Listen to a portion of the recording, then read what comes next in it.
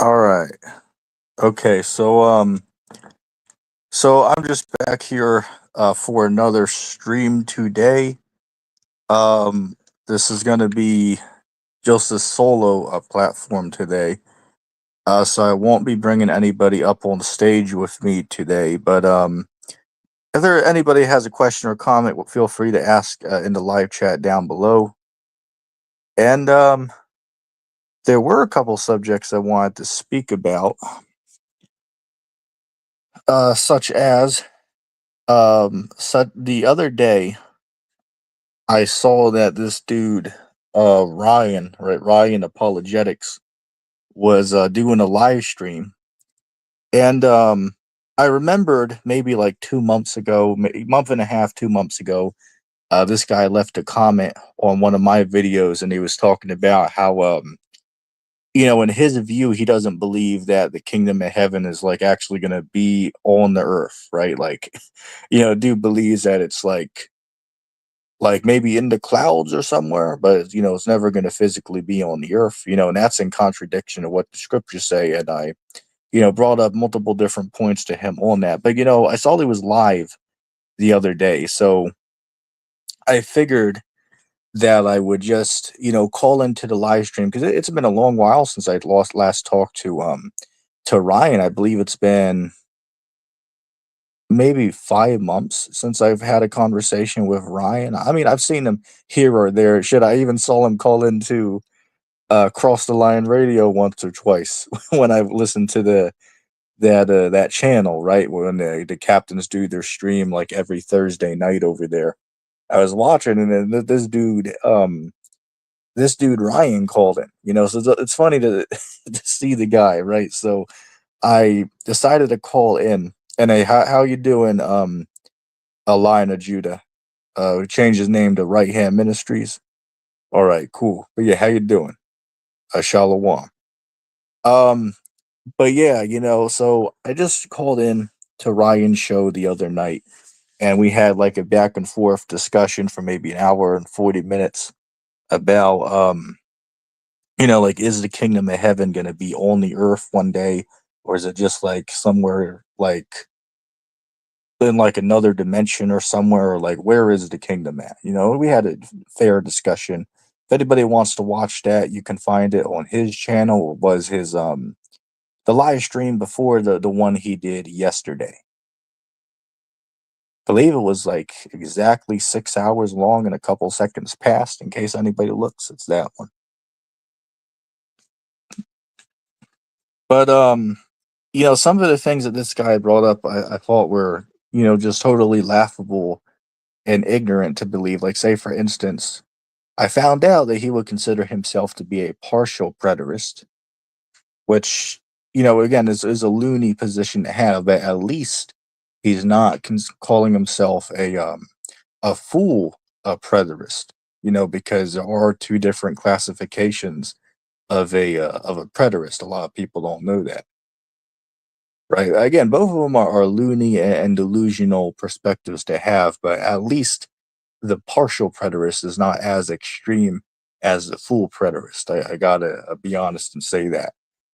Um, but something else this guy brought up is like, oh well, here was the point of contention. I asked the guy, so where's Christ gonna rule on earth at? Because the Bible clearly talks about that Christ would come back and rule over the nations.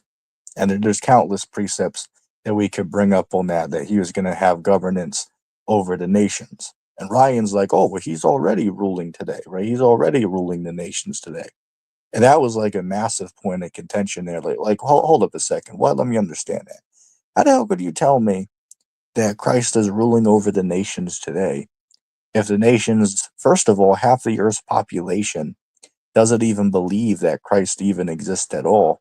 And then, second of all, there's literally multiple nations on Earth where like 80 or 90% of the Earth's, or excuse me, not the Earth's population, but of some countries' populations are like 90% Muslim or Hindu. So, like, how the hell is Christ ruling over that society?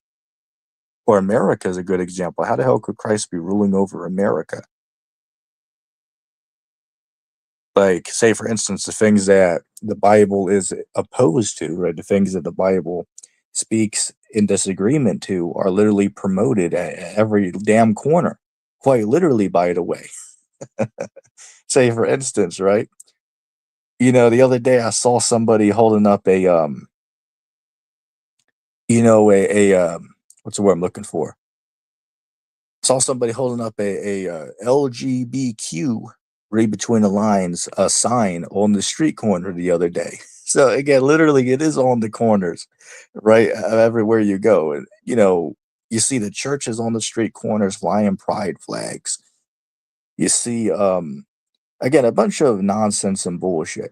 This brother said, it's a Bible defender. What's up, bro? Hey, how you doing? Are you clarify for me, are you Bible Defender from last year, or are you the one from the Discord? Because again, there's literally five of you guys that have the same username, so it gets a little confusing as to who I'm talking to. Hey, yo, what's up, DJ Spin? Long time no see. You know what I find funny though with DJ? The dude never called into my live stream, but he's always in the comment section. But the guy's always on this other guy's live stream. I forget the name of this other dude, but he looks like the Elvern the what's this guy? He looks like the elf leader from The Hobbit. If anybody knows that movie, you know what I'm talking about. Right, but this dude sitting there on live stream, wearing damn antler horns. It's hilarious. It's like, I mean, hey, GJ, I don't know why you're hanging out around that channel, man. I don't even believe that dude's even claims to be a Christian at all. Yo, if you know the channel name I'm talking about, DJ, put that in the comment section because off the top of the head, I got no damn clue what these people are calling themselves these days. I mean, shit, everybody seems to be changing their channel names, like overnight. Which, of course, an audible mention of that would be this guy, Rudy, right? Like every time you go on Discord, the guy's like named something else and changes the gender of the icon picture he uses. It's like shit. I don't know if I'm talking to a new person or somebody just changed their username and name. Like, how the hell am I supposed to know that? Oh, okay, that's cool. I know who you are. He said, "Yeah, me, you, and Tamag used to be live all together all the time." Yeah, I remember you. How you doing, man? It's been a long time no see. I apologize, I can't bring you up here today because I do have limited time. But you can do feel free to contact me at my Gmail. Let me put that up on stage. Yeah, do contact me there, and we can get in contact, right? You probably should have my Gmail from last time, but do feel free to contact me there, Bible Defender. I hope that your children and your family's doing okay because I remember the last time that we had a conversation, you just had a newborn son, right? So hopefully your family's doing okay, my friend. But yeah, it's definitely been a long time no see, man. Haven't talked to that brother in probably like gotta be like what, at least 7 or 8 months.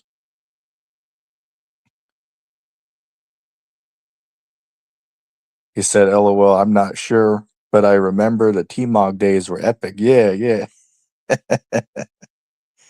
Which, by the way, we don't know what the hell happened to T-Mog, right, or Shireg. Wherever he's at right now, hopefully he's doing okay, right? Whatever, golf course that he's on or whatever, bridge that he's under, wherever that guy's at, hopefully he's doing okay. He was a pretty cool guy, but man, we tried to warn the guy, with some of the bullshit that he's on there talking about. Like, hey man, you just need to chill out a little bit. Like, stop saying that, Christ is gonna return in January of like every year and these nonsense sequence that you're talking about. Like, hey bro, it's not gonna happen how you think it is. I mean, hey, look, nobody knows when the world's gonna come to an end or, for lack of better terms, right? Nobody knows when Christ will return. First of all, the Bible says Christ himself doesn't even know, neither do the angels in heaven know, but only the Father knows. Which, by the way, that's a cut to the Trinity doctrine, because how could Christ be the Father if he said that he doesn't know, but only the Father knows what day he's coming back? So Christ literally said that he didn't know something. So how could Christ be the all-knowing God if he said that he doesn't know what day he's coming back? And then he made a distinction between himself and the Father, because he said that the Father knows, but the Son doesn't know. So that on itself alone proves that Christ and the Father are two separate entities. They're clearly not the same being. Just a little side note to throw in there. But yeah, T Mog, we try to tell the guy, like, hey, you got to chill out a little bit with what you're talking about, man. Because obviously you're being led astray, right, down the wrong path with what you're saying here. Right? Do try to say that well, every chapter of the Bible has a sequence in it, right? Like the dude would go into like literally every chapter of the Bible and try to find like his sequence of events in the chapter. It's like, bro, that's nonsense, man. So again, he was a cool guy, but he certainly had his issues.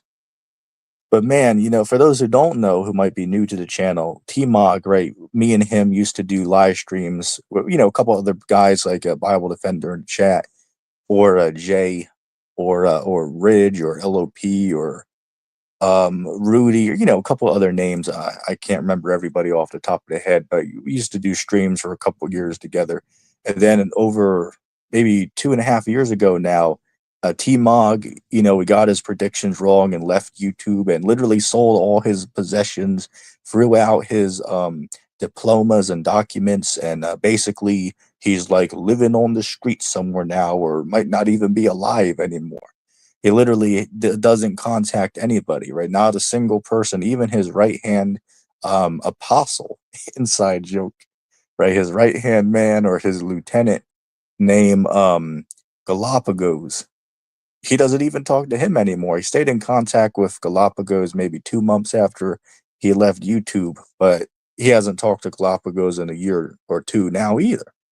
So nobody knows what the hell happened to that guy, but wherever he's at, hopefully he's doing okay though. Let's see. You said, it's been a minute, and yeah, we've been doing good. Yeah, I'm still enduring, and things are definitely heating up, of course. And yeah, he wanted to, I believe goes into T-Mog here. He said, yeah, he wanted the Lord to come on his time, but we definitely won't be here for much longer. Yeah, he said, oh, that's my main channel. Oh, okay. Yeah, I'll check your channel out after this stream. I'll be able to check you out. I can't do it on here though. But yeah, T-Mog, right? He wanted things to unfold how he wants it to happen. But the truth is, we're on God's timeline, not on our own timeline. The way things are going, it should have been said and done yesterday. But guess what? It's not on our timeline. Like, say, for instance, I believe it's Second Ezra's, I want to say the fourth chapter. Excuse the background noise here. Let me see if I can find that.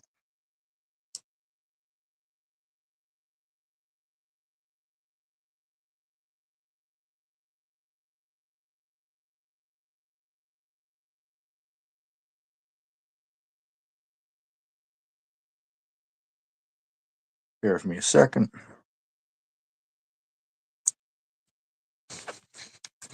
All right, I found it. Remind me of this verse here, Second Ezra chapter 4 and verse 37. It says, "By measure has he measured the times, and by number has he numbered the times, and he does not move or stir them until the said measure has been fulfilled."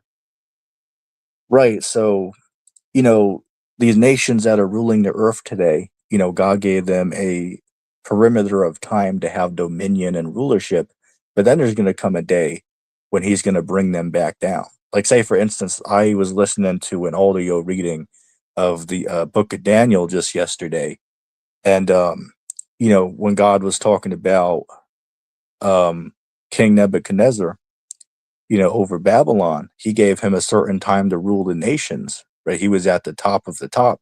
But then there came a time where he had to be drawn down to the ground, and he was literally at the end after he fell out of power. The dude was literally, out in the pastures, eating you know, grass like a farm animal.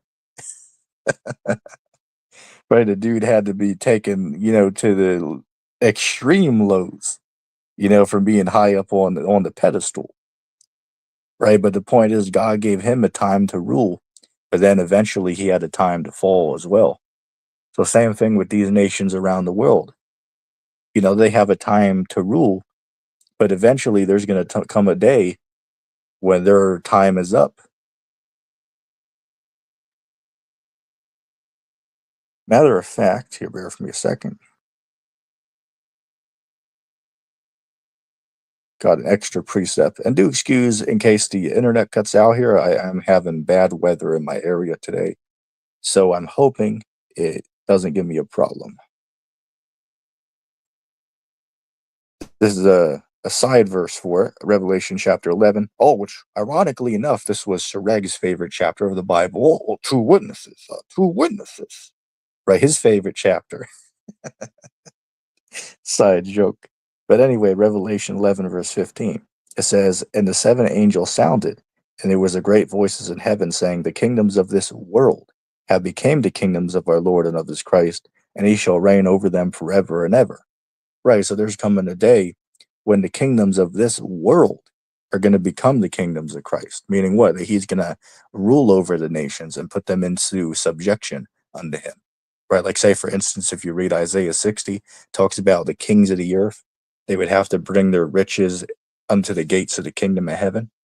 Right, they would be paying tax, right, paying tribute unto Christ and to the Israelites. So again, the other nations are going to exist on the earth, but they're going to be in subjection, or they're going to be paying tribute, paying their tax that they'll owe to Israel, right, for whatever we might need.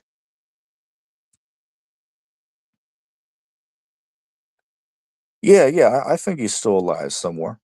I mean, I don't know where the hell the guy is at, but yeah, I believe he's still out there somewhere.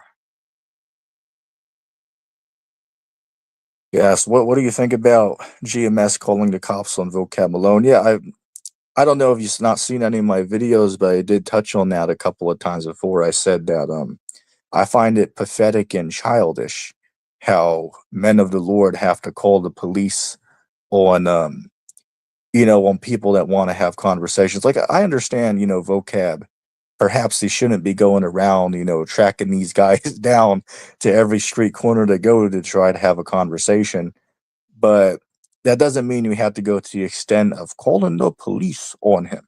Like, and it's not only him. Like Tahar literally said, "Oh, we'll call the police on like any Christian that won't respect our uh right to talk on the streets." It's like, dude, first of all, if y'all don't want to have conversations with people, well, then y'all shouldn't be out on the street anyway. Like, can't you just go home to Gabar's house or apartment and just do a lesson there on the couch or something, like you guys have been doing for the last couple of years? You know what I'm saying? Like if you don't want to talk to people, then you shouldn't be out there on the streets.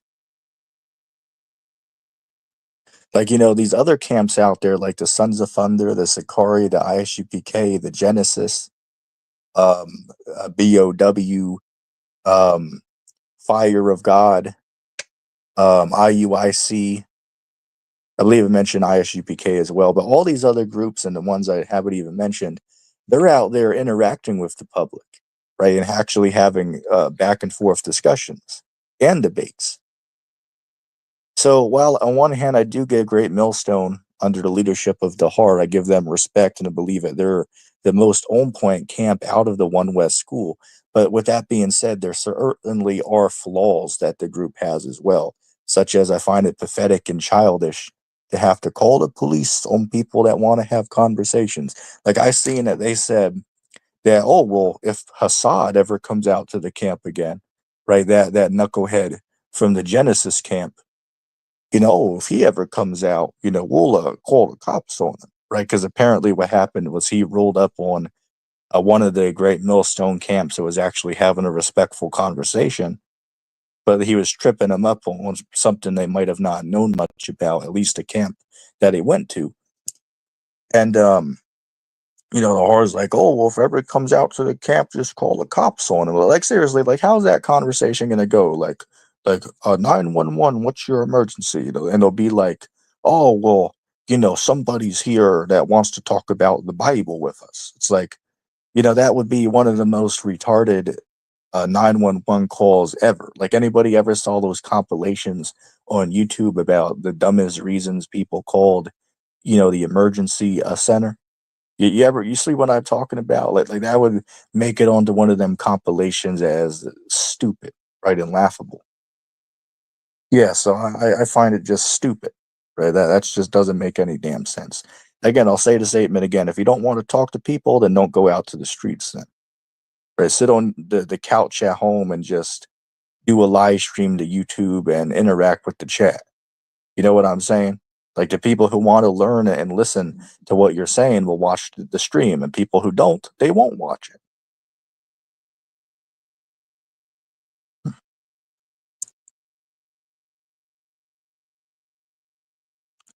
Said, yeah, it's been a little weird, though he's been chasing us for years. Well, you might not know because you're a little bit newer here than I am, my friend. But back in like 2019 or late 2018, vocab actually went to the apostles when they were in New York, and they actually had a very good conversation. They were getting along, joking together, laughing together, having a fun time out there in New York.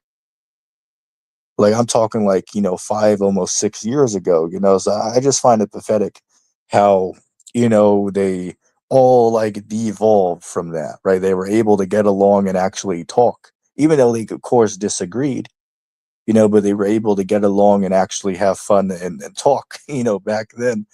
But, now today it's just, devolved.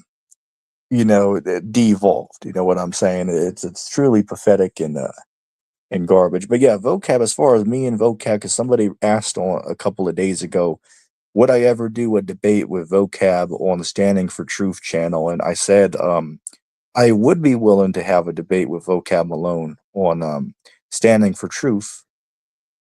But a lot of people don't know is me and vocab Malone, we've actually have had a couple of conversations in the past. We talked about reincarnation. We talked about what happens when people die, and those are available. And believe it or not, even Apostle Dahar watched those, and he enjoyed the conversation between me and Vocab. And as far as I know, Vocab, he believe it or not, he actually likes me. Believe that or not, right? Because you would think, oh well, yeah, as a Hebrew Israelite, he'd be against what we're saying, but he actually liked me. Like, say for instance, when I called in and had a conversation, he was like, "Yeah, you don't know whenever you call into my show, I always give you extra time to talk." It's like, "Oh, okay, cool." So yeah, so me and Vocab, even though we're on two different sides of the belief spectrum, we can definitely get along and have a reasonable conversation with one another. Let's see, John. Hey, how's it going, John? Hope you're doing okay. He said I came in the truth in 2019. Yeah, for me, it's actually has been 10 years for me that I've been in the truth, right? This year, it's been 10 years for me that I've actually been in the truth for. Um, I came in the truth when I was 12. I'm 22 now. So yeah, it's 10 years for me.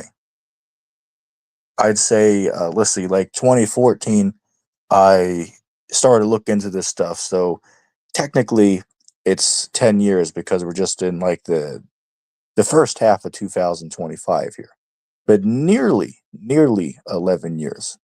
So in 2026, it'll be 11 years, or at least that's the math that I'm using for it. Hey, how you going? How's you doing, my friend? I just gotta grab a drink real quick. Bear with me a second. And by the way, if anybody has any questions or comments, do feel free to ask down below.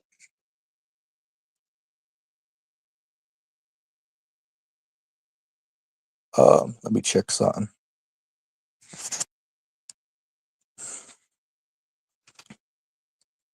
Yeah, but going back to what I was saying about Ryan, right? Like, I just find it pathetic to me. Like, the dude's gonna sit there and say that, oh, well, Christ is ruling the nations today. Like, how the hell is Christ ruling the nations? Like, first of all, most nations on earth are accepting of rainbow marriages. Some nations on earth ban the Bible. You're not even allowed to talk about the Bible in public, or you could get in trouble for that. And then another thing, over the last couple years out here, at least in the States, they're trying to get the Bible removed out of the public classrooms, right? They don't want their children, being forced to have to read the Bible, which, as far as I'm concerned, the Bible was really never pushed in most of these schools unless you went to like a Catholic school. Then they might make an exception. Like, say, for instance, for a year or two, I went to a Catholic school, and in the morning they would take maybe 20 minutes to do a short Bible lesson. It's just that, John 3:16, God loves everybody, same nonsense. And then, of course, on Friday, they would take an hour to do, chapel, right? Everybody would have to go to the chapel for an hour and, listen to the pastor in there. You know what I'm saying? But other than like a private Catholic school, the regular schools out here, they don't really include the Bible in anything. They might have one on the shelf that they can read during their free time if they choose, which 99% of them wouldn't choose that, of course. First of all, most kids don't even want to read any type of books. And then second of all, I've seen reports now from teachers out here quitting saying, oh, well, yeah, the children, be in high school. Well, technically they're not children, but they call them children. Say, oh, well, they're at like a second or third grade reading level. It's like, wow, it's crazy to think about that. No, but yeah, people don't even want to read out here anymore, which, it's understandable. It's understandable. But one thing they will have to read, though, that everybody's fine with is like when you go online, right? Whether you read an article or a video description or the about section of a product or something that you got to read, right? So at least they're learning bigger words and learning how to read in some ways, one shape or another. So at least that's a positive thing. I said I came in the truth at 20 years old. Now I'm 26, so it's been 6 years for me. Now 2019, 2025.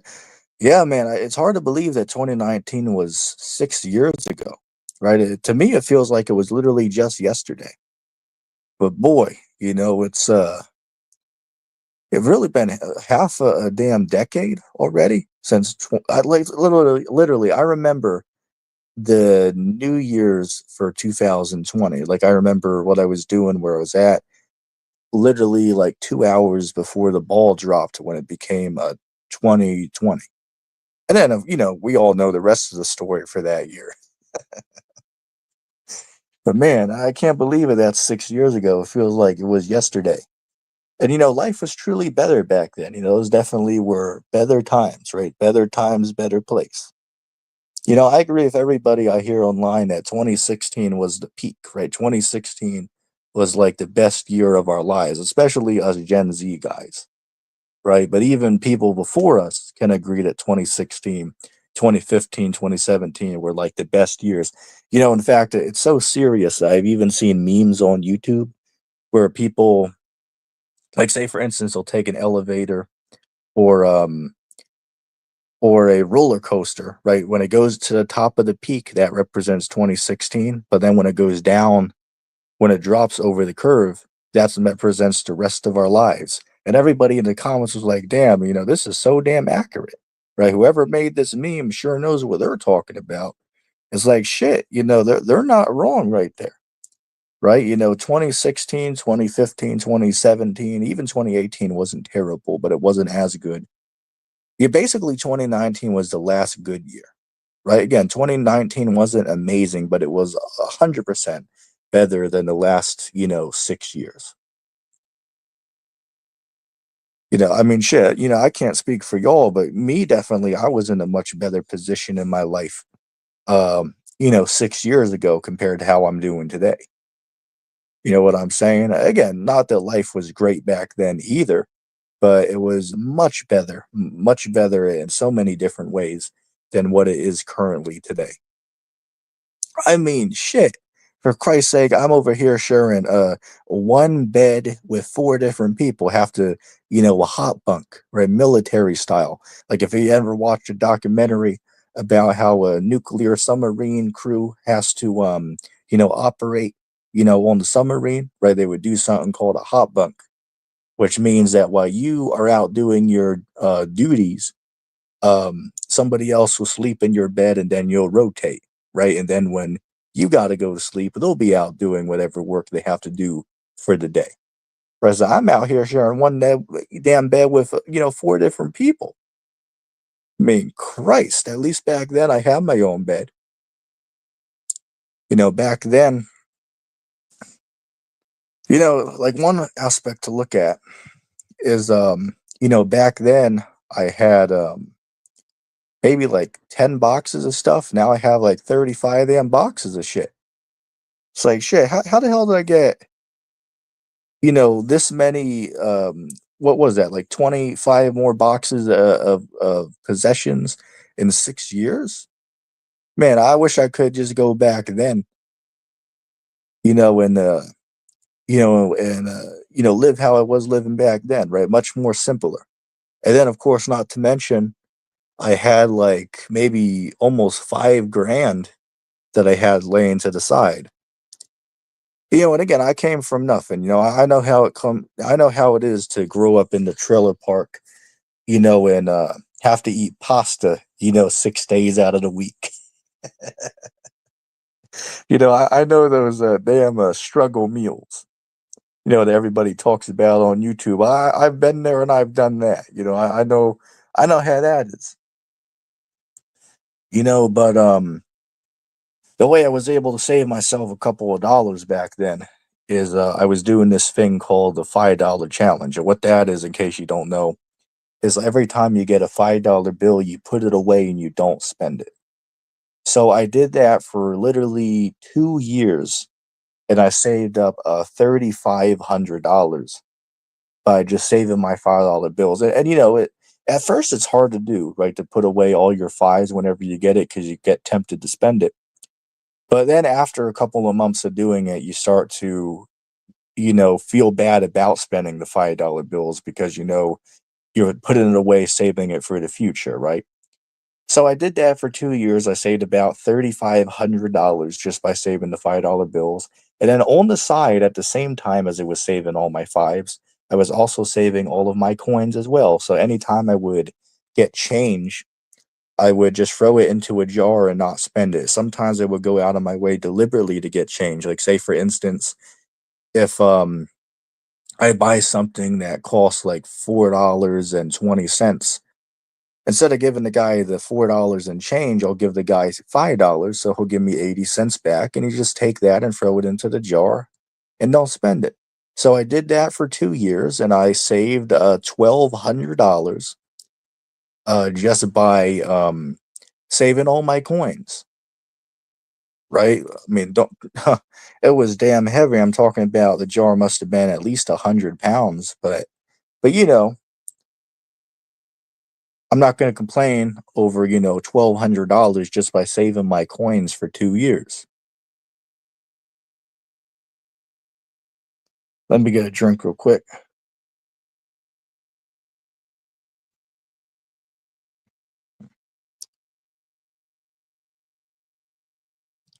I apologize about some of these comments coming in. I'm trying to keep up.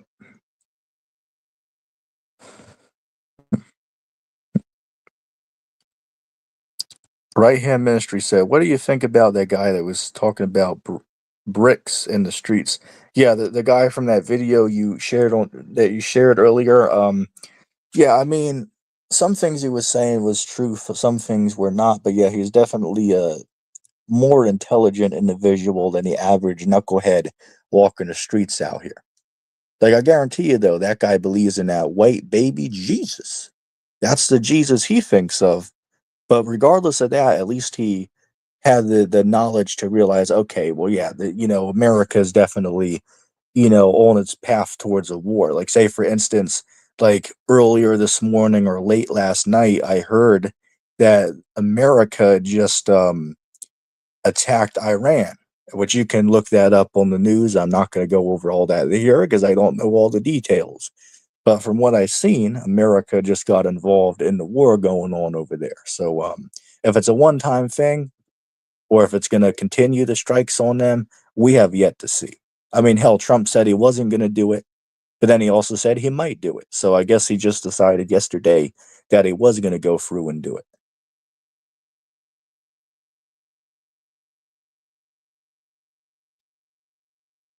This guy said, I knew Christ was so called African American since the age of 7. I'll be 41 in September.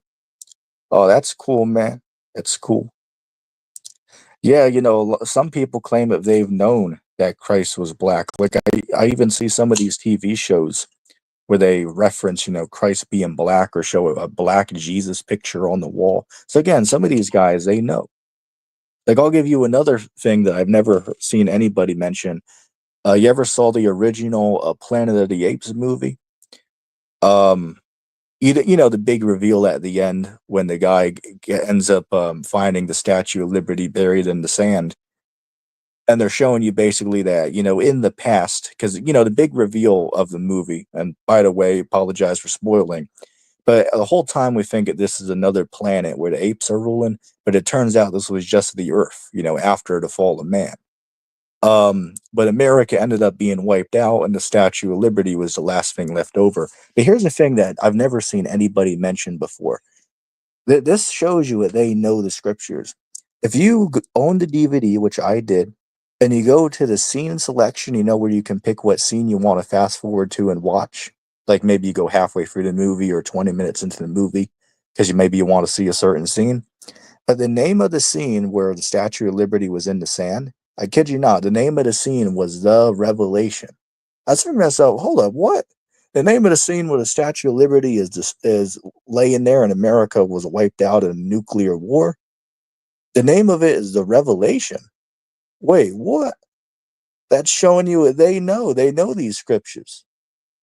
Like what are the odds that they would name the scene of the movie where the Statue of Liberty is the only thing that was left from America, and the name of the scene so happens to correlate with the book from the Bible that literally talks about the fall of that great America in Revelation 18. Like, what are the odds? Obviously, they did that on purpose as an Easter egg or as a hidden message. And I've never seen a single person mention that before. I'm probably the only person who figured that out because I own the DVD.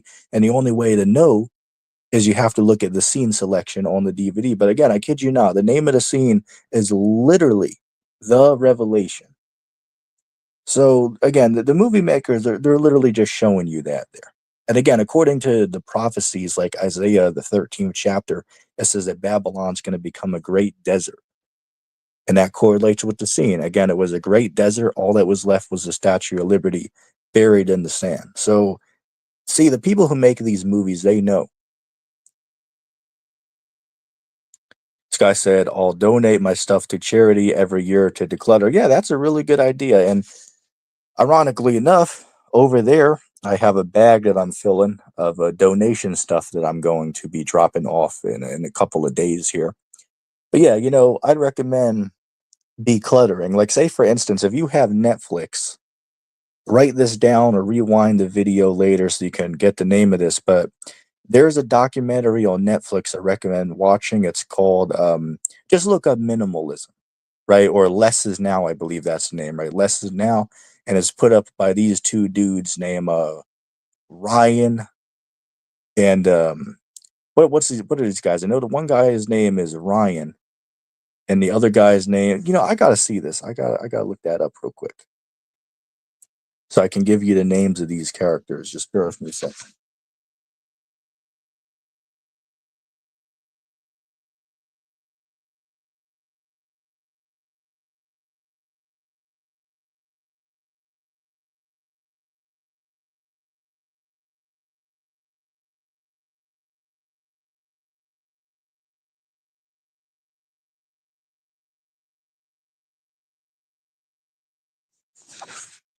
Yeah, one guy's name is Joshua, and the other guy's name is Brian.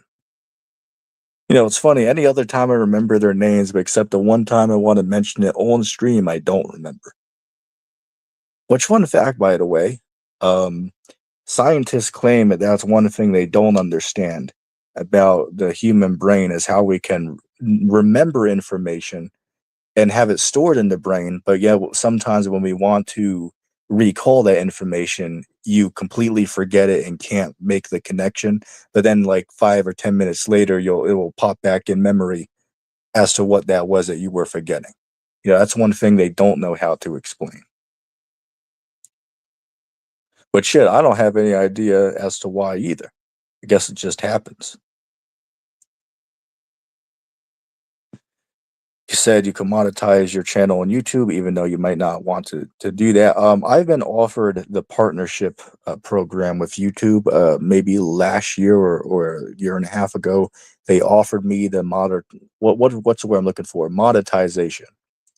Hell, for some reason I have a hard time saying that word, right? But they offered me the chance, but I declined for multiple different reasons. First of all, my content is shadow banned by YouTube.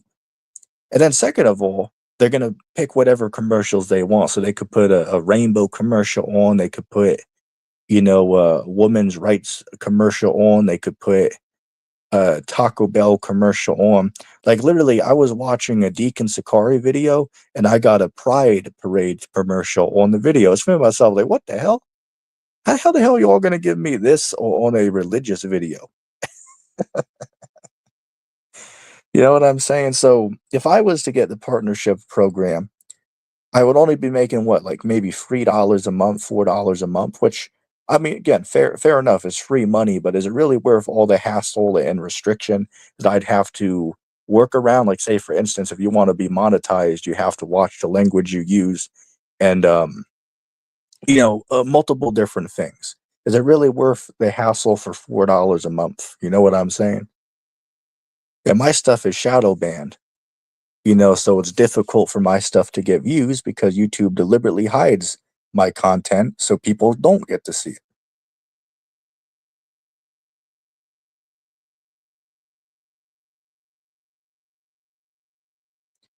Yeah, he said they struck free of the facilities in Iran. Yeah, I seen that.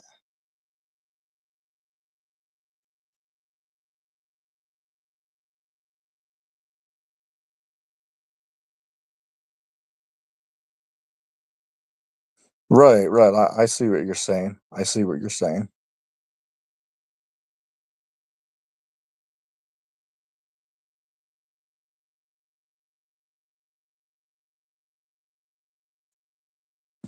Yes, when the Bible says your family is not your real family, only the saints are coming in at the end times. Should you trust your biological family? I would say you can, but there's a certain extent to that, right? Like, say for an instance, like, this is what I find funny. Some atheists might say this is a contradiction in the Bible. Like, say, for instance, it tells you the Bible tells you to love your family, but then Christ said in Matthew 10:34 on down that you have to hate your family. So someone might say that's a contradiction, but I just say there's a context. Now, what he's saying there is if your family gets in the way of you doing the Lord's work, then you got to cut them off. I mean, that's just what it is. If they're fine with what you're doing, then you can be peaceful with them. There's nothing wrong with that. But if anybody tries to get in the way of, you serving the Lord, well, then that's when an issue is. Like, I'll give you an example. Like, people in my family constantly bother me and bug me about shaving my facial hair. Oh, well, you got to get a shave, like, I'll give you $50 if you shave that. And I explain, well, there's certain reasons I have to not shave my facial hair. So guess what? I'm gonna ignore what they're telling me because I know what the scriptures say. Or I'll give another example. Somebody was trying to get me to try some seafood that was unlawful. I believe it was like I think it was a shrimp or something or a crawfish or whatever. Which, well, I wouldn't like them anyway, but they insistively were trying to get me to try it. I was like, nah, sorry, I can't do that. You know what I'm saying? So that's just a couple of examples where you might have to deny friends or family and certain of their requests if it comes against the scriptures, so you got to take that into consideration.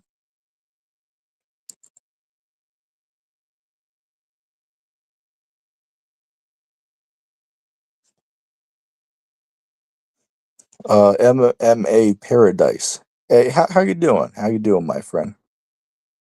Another thing I want to mention is on the stream that I did with Ryan, there was another knucklehead that called into the stream. He wanted to talk to Ryan, but I was there too. And this dummy was on there talking about, we'll just call this dude, um, let's just call this guy Ron, just to keep it simple. So Ron, right? So this guy, Ron, called in and it was like, oh, well, well, the real land of Israel is actually in Africa. So like, hold up, what? Real land of Israel is actually in Africa? What the hell is this guy talking about? And this is nothing new. I've seen other dudes, like I saw that Deacon Hakah from the Genesis camp. He did a debate with this guy, I believe it was Ron Dalton or something like that, or, something like that. And by the way, it's not the same individual I'm talking about here. I just happened to pick Ron to name him that because I'm not good at making up names for people or remembering names for that matter, obviously. But so we got into it, a little conversation about it, and basically the guy's like, I believe it's in Africa. I asked him, okay, well, what nation in Africa? Did you know it? There's 54 countries in Africa, and there's 1.2 billion people who live in Africa. So, like, what area, what region of Africa is it in? And the dummy's like, oh, well, I don't know. I don't know where it's at, but I know it's in Africa.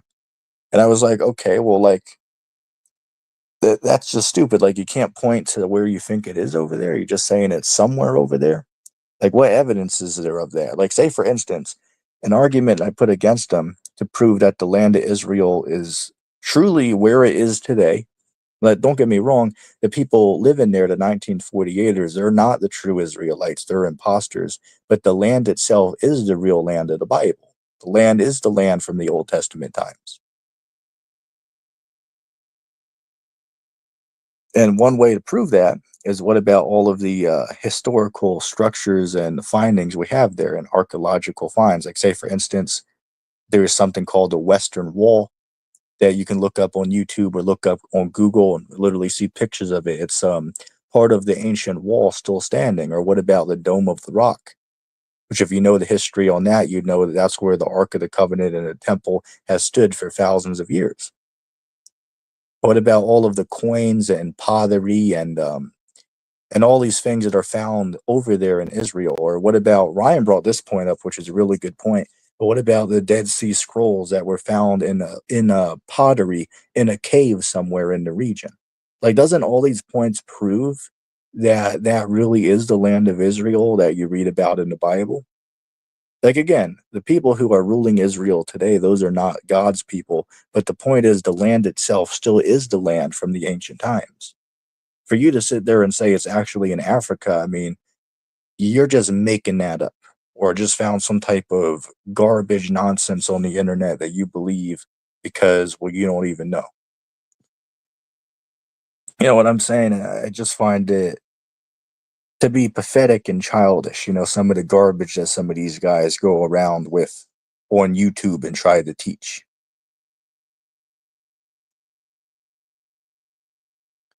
Yes, why are so many people turning to Old Testament only Israelites?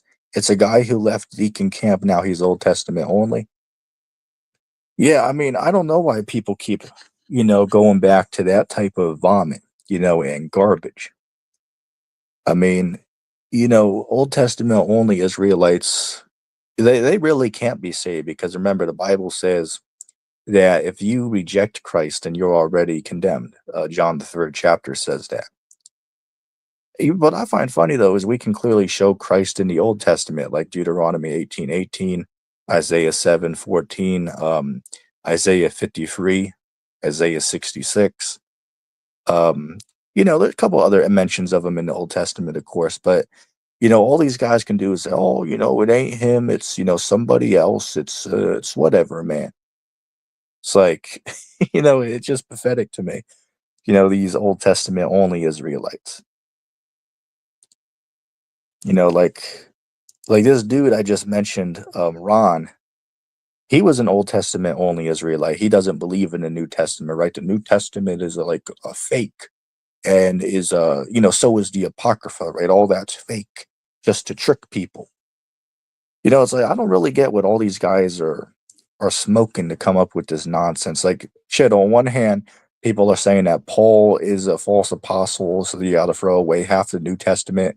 Then on the other hand, people are saying the entire New Testament is not reliable. It's all a forgery. I mean, shit, so these guys are literally throwing away half of the book. So it's just I find it pathetic, a lot of the arguments that these individuals, try to make up to defend the nonsense that they're saying. I wanted to show a clip that I found the other day. I was looking at one of my devices, a couple old videos I had from maybe 2 years ago, and I found a clip of Perry Green from an old live stream. Well, two clips actually. I'm gonna play this for you. I'm hoping that it's gonna to appear like you're gonna be able to visually, well, not visually see it, but be able to pick it up as far as the volume goes, because I'm playing it from a different device here. Let me play this for you, and then I'll comment on it. So again, this is Perry Green, aka the preacher, here talking. Doesn't matter how much money you have, doesn't matter what you do, doesn't matter what color you are, doesn't matter what sexual orientation you are, doesn't matter if you smoke or if you drink or if you jerk off or you watch porn or you're in porn or you're a fucking hooker or you're a drug addict or you're a fucking shit parent or you're this or you're that. None of that shit matters. He died for everybody. He took away the sin of the world. And unless you accept that and accept that he made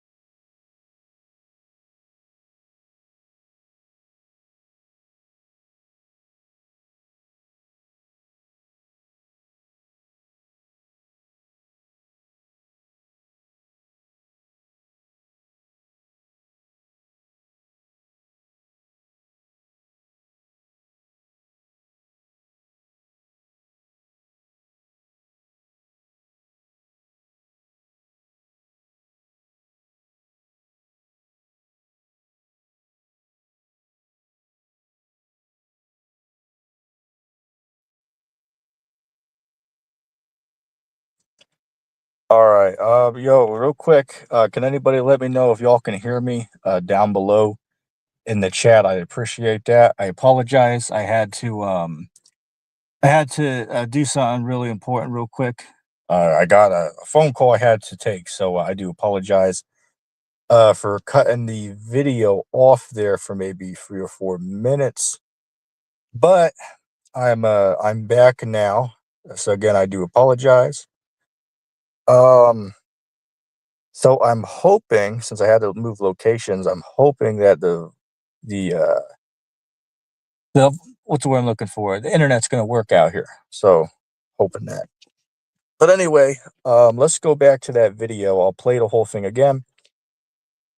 All right, everybody's letting me know they can hear me. Okay, cool. Okay, cool. So I'm gonna go back to that video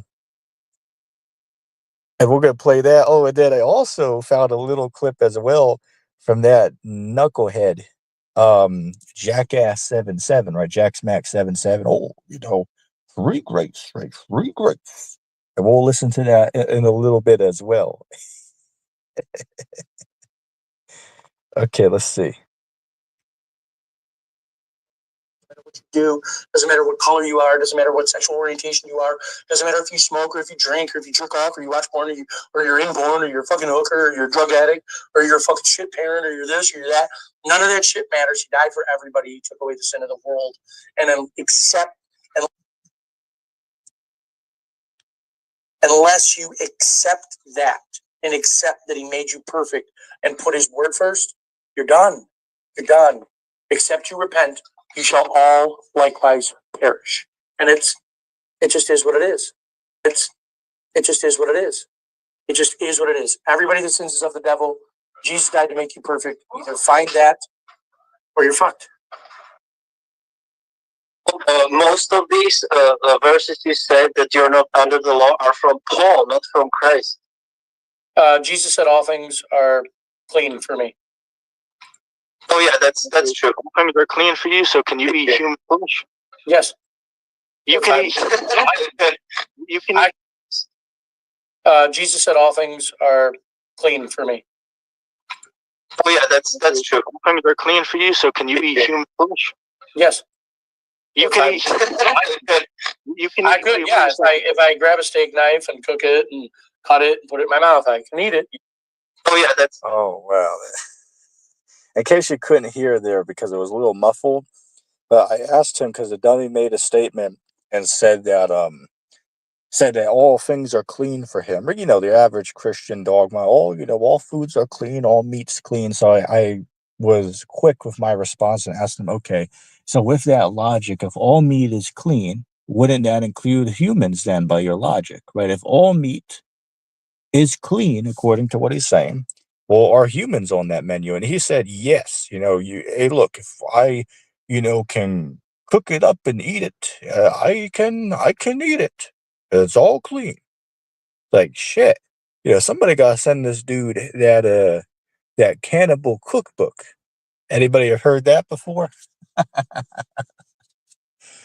Oh man, fun fact by the way, there used to be this one website, I believe it was like on the dark web, which I don't believe it exists anymore, but there was this website that was called Cannibal Cafe, and it was all about cannibalism on there. And I know about this because there's literally like 100 documentaries on this that you can watch on YouTube. Recommend looking that up on YouTube. Don't look for an actual site, by the way. But the guy that made this site, forget this dude's name, but he ended up getting in trouble for literally eating another person that agreed to get eaten somehow. It's like, wow, really? People are out here agreeing to this bullshit? It's crazy. You know, but but yeah, I mean, shit, it wouldn't surprise me if this knucklehead Perry would to be serious with his claims. Oh, all meat is clean, right? You can eat humans. Like, wow. I mean, can you believe that this knucklehead's on here saying garbage like that? It's truly just astonishing and remarkable to me. But besides that, did you hear the other nonsense that this guy was talking about? Oh, it doesn't matter if you, beat people up or steal or cheat on your wife. Well, let me rephrase myself. There's no such thing as cheating on your wife according to the Bible. But in his messed up, perverted view, he believes that there is though, right? But you can do whatever you want as long as you believe in sweet Jesus. It's like, come on, is there really knuckleheads out there that believe this idiot, this complete imbecile? I mean, it's truly just remarkable to me that there's knuckleheads out there who will follow this guy, and believe what this dummy is out there teaching and saying. It's just truly strange to me. I truly can't understand that. But let's check out another clip that I found. Again, these clips are old. I was looking on my other device the other day in the videos I had saved, and I happened to find these couple of old clips that I figured I should mention on stream. So let me play this other one I found from JackSmack77, aka Jack the Ass, as I call him. And let's see what this knucklehead has to say. Well, the third reason why people hate free grace preachers is because we're going to heaven. They're not. We are going to heaven even if we live like the devil. And these people are not going to heaven at all because they're trusting in their self. Now, obviously, the Bible deals with the subject of living like the devil. God will chastise his children. They will lose rewards in heaven. There are lots of dire and negative consequences for living like the devil, but we're still going to heaven nevertheless. End up in hell. Wow,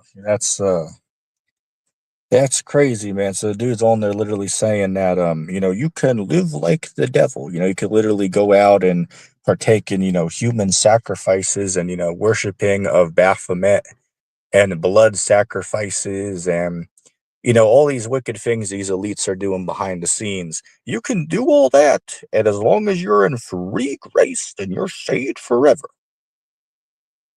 Right. And notice what he said. He said, well, sure, maybe if a Christian does some of these bad things, maybe there will be some consequences. But at the end of the day, regardless of anything they do, they're all going to heaven as long as they're in free grace. So you heard this knucklehead. He literally said that you can practice Satanism, right? You can literally live like the devil, and you're still guaranteed eternity in heaven forever because it's all free grace and sweet baby Jesus. I mean, come on, it's like, I truly can't believe that this knucklehead has like 13,000 subscribers to his channel. I just honestly can't believe that there's people out there who are completely, this effed up in the head, and they can believe retards like this. You know what I'm saying? I just truly have a hard time swallowing such a thing, right? I just can't believe that. I literally just cannot believe that there's people out there who follow this knucklehead and the nonsense that he's on there saying. It truly is just astonishing and remarkable. I mean, other than that, I don't know what other type of wording to say other than just, remarkable and truly just amazing to me. But hey, Christ warned that in the end times, there would be these preachers of lies, right? These preachers going around teaching a bunch of, lies and nonsense and deceiving many, right? So this is just a great example of that. These guys going around, teaching clear lies and hypocrisy, but deceiving the very simple mind. Like, say, for instance, like one thing Perry does with his whole cult group that he's in. And man, I feel bad for this guy's kids, right? Because they're getting suckered into having to follow this guy around, and believe and regurgitate this bullshit. You know what I'm saying? But I've seen that this guy goes out on the streets and, sets up like a whole table out there and, gives people, free shirts and free Bibles, and all they have to do is just like do a 30-minute lesson with him. And the whole lesson, the only goal of the lesson is to get the people to believe that, oh, well, as long as they believe in Jesus, they're saved forever. It doesn't matter what they do. They can live like the devil. They can, smoke a carton of cigarettes a week. They can, attack other people. They can eat bacon. They can do whatever you want. Again, it's all, with free for all in Jesus. I mean, it's just so bizarre to me. It's just so remarkable and bizarre. It was funny. I saw a picture the other day. I think Nick had this on one of his videos, but it was a picture from when Perry and his cult they went out to like the street corners, and somebody took a picture of him, and the dude that Perry got at the table is literally sitting there, throwing up the devil horns, you know, um, imagery. It's like, wait, what? Y'all are out here apparently trying to teach Jesus, but at the same time putting up the devil horns? Like, wow. I mean, this is getting bizarre, man. All right, this is really just getting bizarre at this point. It's just how much worse can this really get? I mean, you got knuckleheads out here teaching all you got to do is believe in sweet Jesus and you're saved forever. Then you got other knuckleheads teaching that the land of Israel is actually in Africa. Then you got knuckleheads saying that the kingdom of heaven is not going to actually exist on earth one day. Then you got knuckleheads out here believing that God doesn't even have a gender. Then you got people out here believing Israelites don't even exist today. Then you got people out here saying that the God of the Old Testament is the devil. Got people out here talking about a heavenly mother. I mean, I could keep going on and on and on about these nonsense, garbage doctrines that are totally infesting, YouTube these days. It's like, every time you turn on YouTube and look for something to watch or listen to, you just see and hear some of the most bizarre doctrines. You know what I'm saying? Like, there's never a lack of these things. There's never a lack. Like, I'll give a whole nother brain rotted doctrine that I heard the other day. This knucklehead that calls himself the professing preterist. I call him the pathetic preterist. But I was listening to his video the other day, and he was saying that like the animals that you read about God creating in, like, what is that, Genesis, the first or second chapter, like when it mentions he made the great whales of the sea and the birds of the air and so on and so forth. Knucklehead was actually saying that that's talking about, oh, well, that actually represents the other nations of people. Like, wait, what? How the hell does that represent the other nations of people? Is if you read the story, God doesn't even consider making man upon the earth until after all these things are created. Like, literally, just read chapter 2 or 3. Then it goes into the details about God creating man upon the earth. So how the hell could those creatures represent nations of people on earth if man wasn't even created until like the chapter or 2 afterwards? You know what I'm saying? It's like, where the hell do these guys get this nonsense at? It's like a lot of these dudes are just, making up nonsense on the fly and getting followers, and they'll all repeat the bullshit after them. You know what I'm saying?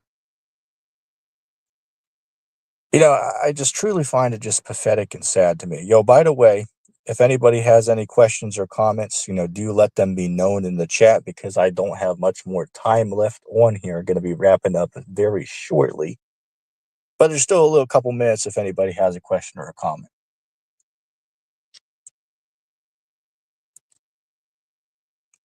All right, let me check something in the background.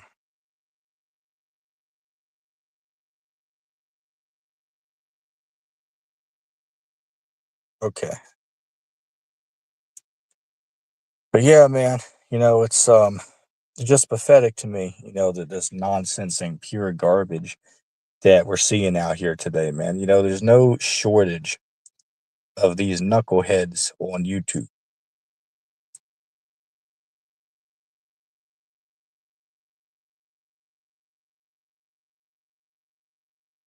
I'm sorry, I'm looking at a Discord on the side here, just checking a message or two on the side. Yeah, and that's a whole nother thing. Like, how is it like every other day you always got people on Discord sending friend requests, and then you'll be polite and accept the request. And here it is, like 50% of the people sending you a friend request end up being people in Africa or scammers that are gonna ask you for donations. You know what I'm saying? Like, like anybody else have that problem? right? Or is it like, was it only me, or is anybody else having that issue on Discord, right? You have like 20 people in a week, send you a friend request, and then half of the people sending you a friend request end up being either trying to scam you out of money, or, being from claim to be from a foreign country and are in desperate need of aid or whatever. You know what I'm saying? It's pathetic. Like, it's getting so bad now. I see some of these popular Christian channels like Jason A. There's a problem where what people are doing is they're trying to impersonate him, where they're like copy his name and icon and then go in the comments. And, people will get excited if they see him leave a response to them because they'll think it's the real guy.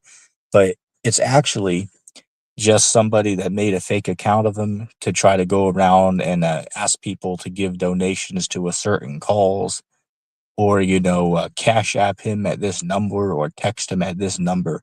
People think it's actually the real guy, but it's actually just somebody trying to scam you out of money. I mean, it's not only happened on this guy's page. I've seen it on what's this other guy, Paul and Adrian, right? That news channel.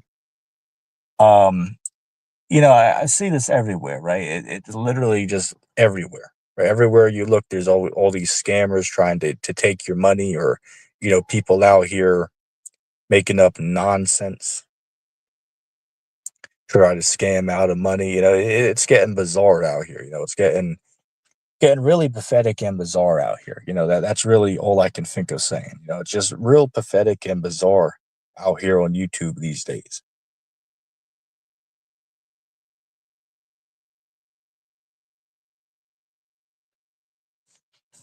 There for me a second.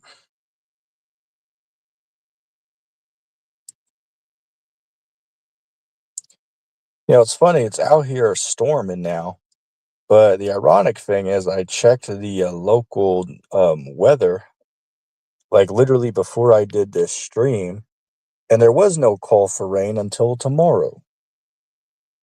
But then, ironically enough, right now it's storming, but the local weather called for it tomorrow. So I don't know what the hell they have up with that.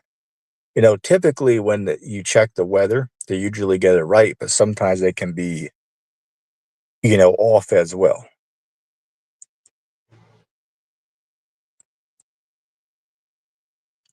That's a good question. He asked, I have a question. After all these years of being in the truth, what keeps you motivated the most?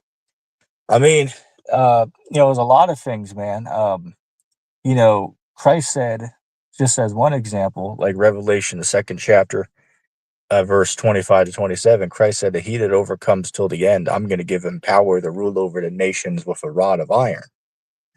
Or another one, what is that? 1 Corinthians 2:9, right? For no eye has ever seen, no ear has ever heard the things that God has prepared for his chosen elect, right? Or another example would be, was that Matthew 19, where the apostles, they asked Christ, we left these things, and put our wants and needs to the side to follow after you. And they asked him, what are they going to receive for it? Christ told them that they're going to, get dominion and, judge the 12 tribes of Israel.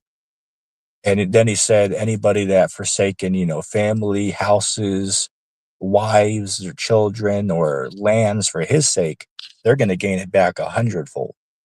So a motivator in this thing of ours, as Gabar would say, is, there's a reward at the end of this. There's a reward at the end of the day. And that's what it is. At the end of the day, if you're doing what you're supposed to be doing, there's a prize at the end. And the truth is, the Bible just gives us the proper way to live life in general, right? Like, even if, for hypothetical argument, even if the Bible was mythology, the teachings in it still would hold up, right? Like the teaching of how to live life, treat others how you want to be treated, don't eat certain of these type of foods because it's bad for your body, right? It's bad for your health. Don't inject ink into your skin, it's bad for your body. Or, don't get piercings, don't practice witchcraft, right? Even if the Bible was a myth, all these things that it talks about as far as, living daily life, and guidelines to live by, they're very practical, right? Even if the God of the Bible wasn't real, the guidelines in the Bible are practical for everyday life and governance of a society. And it's ironic because I even see atheists out there who will agree, well, yeah, the Bible is mythology, but they can agree with the guidelines that are laid out in the Bible to, one degree or another. And some of them even live by some of them, believe that or not. But yeah, good question. Good question.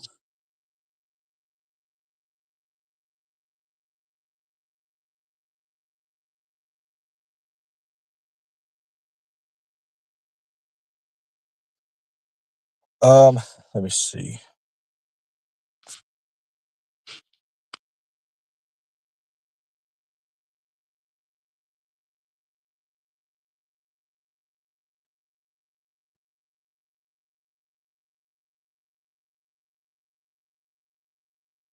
So my question though would be, what man had all this wisdom? Well, what man had all this wisdom? I mean, when Christ walked the earth, we could say that he was the man who had the wisdom, but even he said that he didn't know certain things. Like, say, for instance, like I quoted earlier in the stream, he said that he doesn't know what day he's going to come back, neither do the angels know, but only the Father knows. So Christ made it clear that he himself doesn't know everything, which proves that he's not the Father, because he said that the Father knows what day, but he doesn't know himself. So that's a cut on these guys. Oh, and you know what I find funny? Like this knucklehead Ryan that I mentioned earlier. Which again, I like Ryan. He's a cool guy. He definitely doesn't know what he's talking about, but he's definitely a cool dude. Um, let's see what I want to mention. Oh yeah, I saw this guy on Cross the Line Radio, talking to them and whatnot. And one of the topics that he brought up is, oh, well, the God of the Bible doesn't have favoritism, right? Favoritism is not taught in the Bible. It's like, what do you mean that the God of the Bible doesn't have favorites? Like, say, for instance, like people try to say that God's racist or whatever. I mean, I wouldn't use the term racist. But technically, if you do the research into what the word means, it basically means someone that has a bias for their own race or people. So technically, if you want to get technical, it does fit if you use the word racist, because the God of Israel does favor his people above other nations of people. So technically, if you get into the definitions, it could work, but it's not based upon the color of the skin, though. That's the misconception. It's not, oh, well, that guy looks different. He's automatically hated just because of what he looks like. No, that's not what we're saying. Like, say, for instance, when we say that God hates Esau, it's not because he had white skin. Rather, it's because of for whatever reason that God might have. Like, say, for instance, if you read Romans 9:11, it says that before the children were even born, before they had the ability to do good or bad, God already decided that he chose Jacob and hated Esau. So as to what God's motivation were or was for disliking Esau, I don't know. That's above my mind, right? I don't have the mind of God. Inside joke. Shout out to anybody who gets that reference. But that's above my knowledge to know, right? But all I know is the Bible says that God hates Edom, so I'm going to teach that because it says that. Now, as to why God decided that, that's not for me to know, but all I know is that according to the text, that's what it says. So going back to what I was saying, I would say that God has favoritism, right? I think that's a better word to use than calling God racist. I think it's better to use the term, um, well, shit. Now I just forgot what word was it? Oh, favoritism. That's what it was. Favoritism. And the answer for why, because somebody might hear that and might find that weird. Well, what do you mean that God has favoritism? Well, it's very simple. How many times in the Bible does God put his people, Israel, above all other nations? Like, say, for instance, if you read the book of Second Ezra chapter 6, verse 56, it says, for as the other people who also come from Adam, you have said that they are like unto nothing, but unto a drop that falls from a vessel. Right, so God likened the abundance of all the other nations except for his nation Israel to a drop that falls from a vessel. Or I'll give another example. Deuteronomy 28, verse 1. God told Israel that he would put them above all other nations upon the face of the earth. Right? Or it talks about, I believe that's, hold on a second. I believe it's Deuteronomy 14:2. It says that he put Israel above all other nations, or chose Israel above all other nations. Another honorable mention, I believe that's, let me see, I might even be able to pull that up on my side here so I can read it exactly from the text.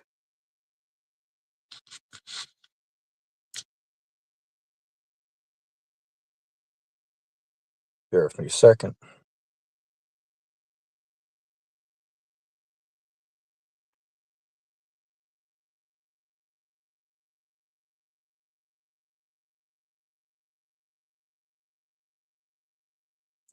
Man, this internet's damn slow out here. Just gotta give me a second for this to load here. Okay, I got it. Deuteronomy chapter 14, verse 2, it says, "For thou art a holy people unto the Lord thy God, and the Lord hath chosen thee to be a special people unto himself, above all the other nations that are upon the earth." So God chose Israel to be above all the other nations. I got another one for you, Deuteronomy chapter 7, verse 14. It says, "Thou shalt be blessed above all people. There shall not be any male or female barren among you or among your cattle." Yeah, but the point is, at the top here, it says, "Thou shalt be blessed above all other people."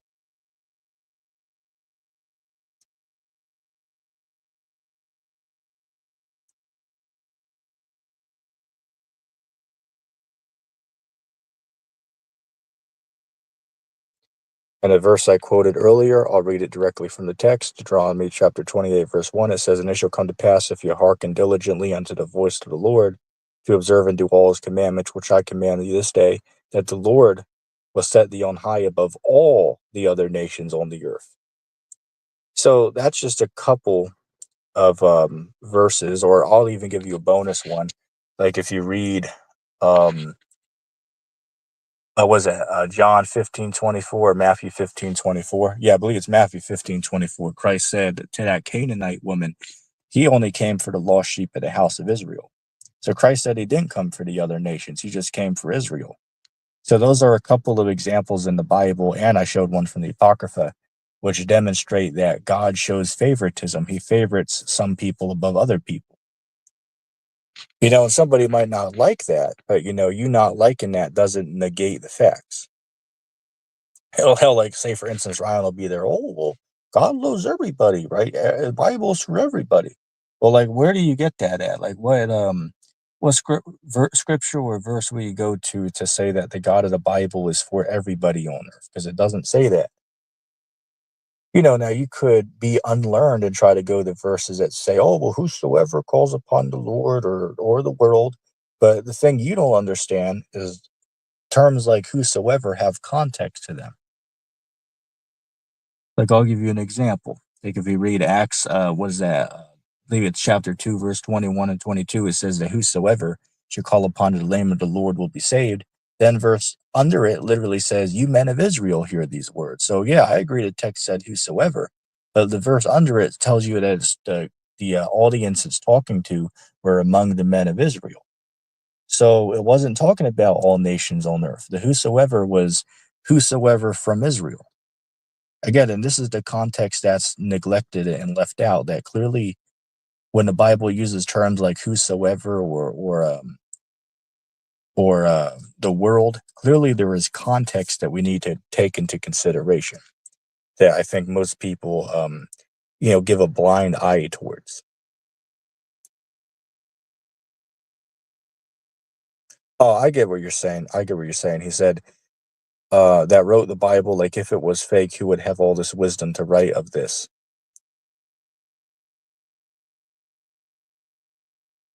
Right. That's a really good question. Because one of the things that proves that the Bible is inspired, compared to these other religious texts out there, is the Bible has prophecies in it where it talks about things that would happen in the world before they happen. Like, say, for instance, like Christ was talked about 1,000 years before he was on the earth in the Old Testament. So that proves that that's reliable. As far as today, well, the things happening in the world today, Christ warned of those things, and so did some of the other prophets. And we see some of those things directly lining up to take place, such as the MOTB, right, Rev 13:16. We literally are starting to see that in the world. Like, I literally know a guy who has a microchip under his skin. Like, a dude literally showed it. I believe this guy's name was Jared McDane, right? Jared McDane. Guy literally showed that he has this chip implanted under his skin in his hand. It's like, oh, damn. I thought he was joking around at first, but the dude literally showed the video clip of it, and he actually has the chip inside of him. So it's an example of how something the Bible said would take place is starting to line up to happen in the world. Doesn't mean it's happening all over the world today, or doesn't mean it's going to happen all over the world next year or this year. But the point is, it's around the corner, right? It's starting to line up with what it talked about. Or America's in the Bible too, which proves that it's, a higher power involved in it. Because, well, how would anybody know about America 2,000 years ago if America was established as a nation in 1776? I mean, it existed technically before that, but it wasn't referred to as the United States, right? Because there was, a few wars and, colonization that led up to the founding of America, of course. But it proves that it's true because, but how could anybody 2,000 years ago be able to write down a description of modern day America unless, some type of power above them was able to give them that information? Which again proves that the Bible is true because these things are in there, right? That things happening on earth today are referenced in the book. That proves that it's reliable. And whatever being gave down that information to these men to write down proves that they have to be real. So that's how I look at it. And of course, we can't forget about the archaeological evidence that supports the Bible too. Like, I'll give you an example. The Exodus story when Moses parted the Red Sea. There's proof that happened. If you do some research into the Nuweiba Beach, look that up. The Nuweiba Beach. They went scuba diving into the Red Sea off of the Nuweiba Beach, and they find ancient wreckage of chariots and horse bones and human bones, chariot remains at the bottom of the sea. So that matches the story. And then they found Mount Sinai, located in Saudi Arabia. The Bible even quotes, and I believe that's what verse is that? Bear with me a second.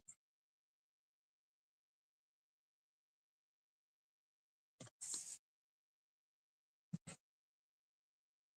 believe that's Hebrews, the 4th chapter, but I could be mistaken on that. Some buzzards out there. Excuse the background noise if you hear that. But yeah, the Bible says that Saudi Arabia is the location of Mount Sinai, and they found it over there. Like, again, look this up. The information is easily available. So just off a couple of these points. Oh, another point to mention: they found the large storage bins in Egypt where they stored up the grains, like of rice, during the times of famine over there. And they actually found descriptions, like on stone, that reference the time. And there's a lot of other points, like they found Noah's Ark as well on the Mount Ararat in Turkey.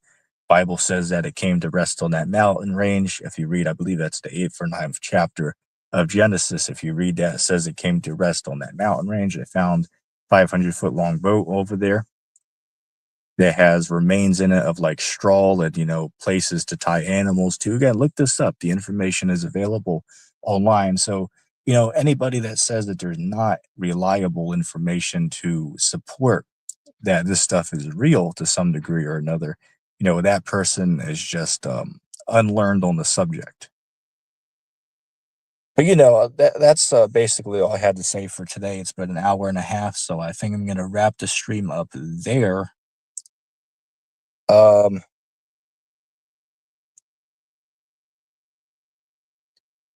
but yeah, I think I'll wrap the stream up there. If anybody made it to the end, put hashtag 2019 in the chat, just as a little inside joke. But anyway, I'll wrap the stream up there. Everybody have a good day.